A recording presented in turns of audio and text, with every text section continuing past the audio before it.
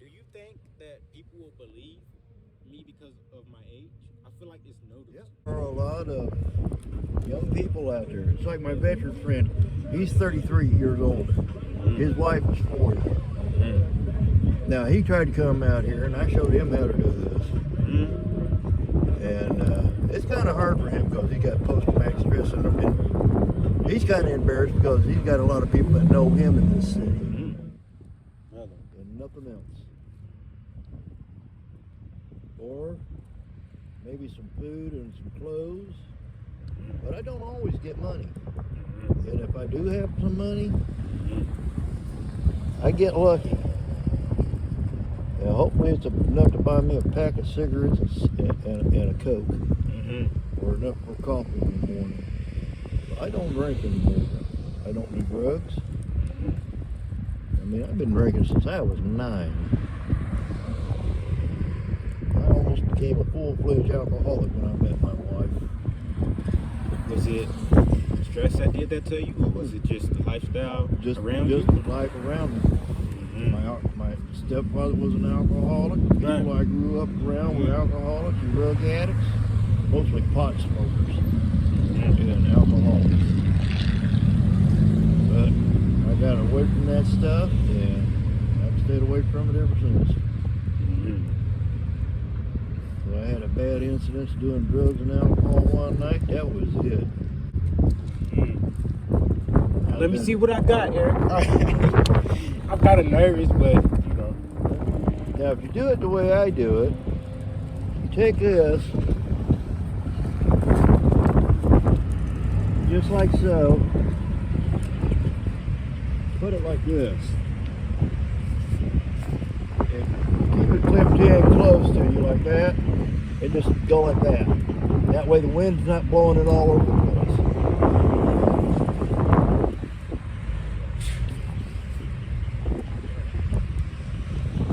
There you go. Like this? Yeah, just put your hands like this into those clips. You said like this, Eric? Yeah. No. Well, you got that way. Take your hands, thumb in it. Put your other thumb like that too.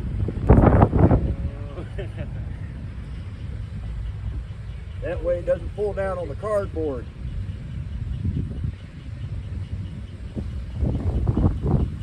Right about there. There you go.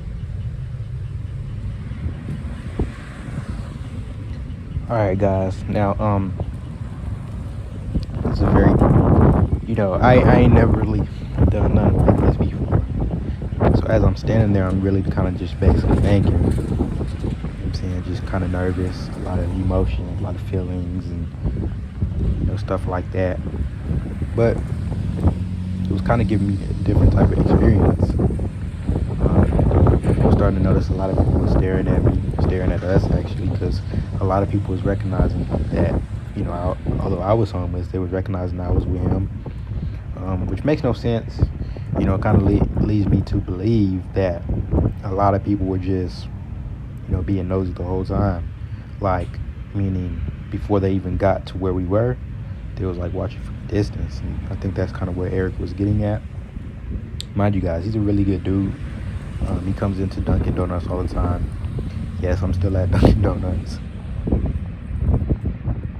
Hey, just stand there. You ain't got to move around. I'll probably be leaving probably here soon, but I'm gonna have to get Eric's number because I believe he has a cell phone now. So you're doing good. You're doing better than, he's living life. So there you have it, guys. There goes one donation. Menu to go. Hey! Okay, so I don't know if you guys can hear it, but it's a lot of traffic around us, a lot of cars around us. So you want to make sure you can pay attention. You want to make sure you're listening for the, noises like honks and stuff. Because I try to give you money in donations before the light turns green.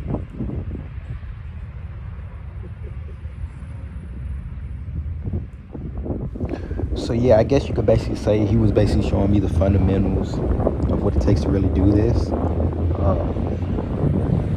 wasn't really that hard, I guess you could say, but my biggest concern for me was basically, the mental side of things. So, obviously I got spirituality on my side, I got my religious beliefs on my side, but like I said, the mental side of things is, being able to make sure you have the confidence, being able to make sure you have the courage to be able to do something like this.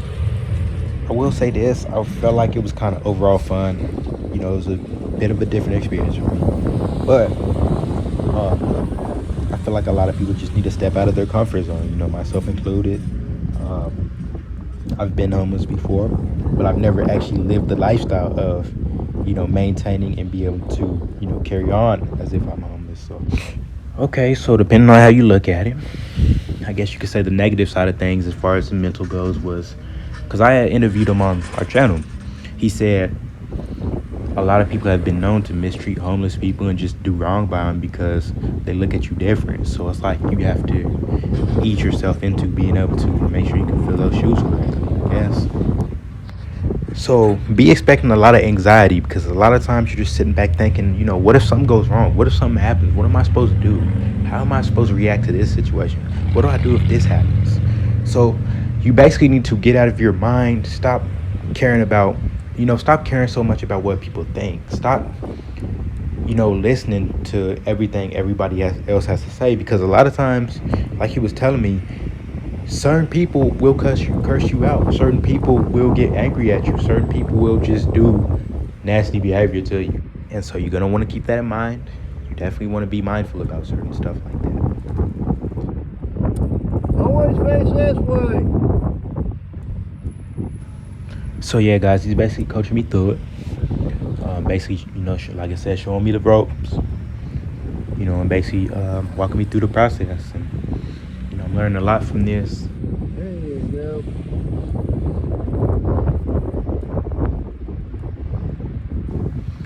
One thing I will say about being in that homeless position is a lot of times it'll humble you out. I see so many people, I guess you could say I used to see so many people when I was going to school. It was all about materialism. It was all about being materialistic, what you had on your feet, the kind of clothes you were wearing. If you didn't get this haircut, that haircut, if you didn't have, enough makeup to cover up this, or it was just ridiculous. Like, it was strange for me to be able to say a lot of the people I'm going to school with, a lot of the people I'm around are worried about what you have or what somebody has to gain. Basically all, and I'm not here to make anybody feel bad or anything, but I remember days where I used to get talked about. I remember days where, obviously I wasn't old enough to work at the time. I was getting bought counterfeit stuff, but it was bought for me. Somebody bought it for me. So that's all that matters. Like, it was strange to see everybody's value, where everybody's values lie. Like, literally, like, if I'm getting bought counterfeit stuff, or it was basically a gift. Stuff like that is a gift. Certain stuff like it doesn't matter if you're wearing J's on your feet. It doesn't matter if you spent $70-something on a pair of J's versus a few hundred on a pair of J's. It matters on, who you are as an individual person. And I'm gonna relate this to the homeless, but how it was for me at school. You don't know what I was going through right before I came to school. You don't know what this homeless person is going through right before you just seen them. So we got to start doing better as a community. We got to start doing better as an environment. We have to start doing better as, a society. Like, because it's like, why would you make fun of this person based off what they do or don't have? Just because it doesn't match you, better or worse. Like, it doesn't make sense. Stop worrying about you're worried about the wrong reasons. You're worried about the wrong things. Has this person ate or not? Is this person okay at home? Is this person's overall well-being or mental health? Or is this person okay? Are you worried about that? Stop worrying about the wrong stuff, man. But I will say this, and I'm gonna leave it at that. I've seen it actually go the other way around. A lot of times where people who have less cards to deal with, less of a hand to be dealt to them, have turned that, that little bit into more of something, of somebody with quote unquote greater value, meaning the materialistic things. So, all I'm saying is, if you don't have nothing nice to say, don't say nothing at all. Say something positive and try to make sure worry about something that actually matters in this world. Nothing wrong with money and jewelry, you know, and bling bling and flashy.